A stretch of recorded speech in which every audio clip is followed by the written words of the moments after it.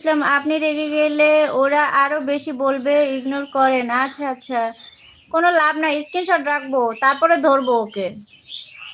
Screenshot রাখবো। ও কি মনে করছে যে একটা কমেন্টস করে পালাই গেলাম এটা হয়?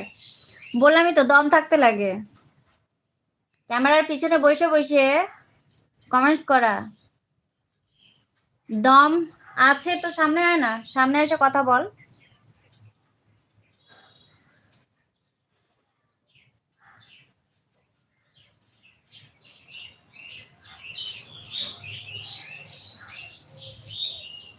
ও হো হো হো, তুই সারা, তুই কি থার্ড জেন্ডার? সারা তুই কি থার্ড জেন্ডার? সারা কি? কি সারা কাপড় ছেড়ে রাখছে সেই সারা?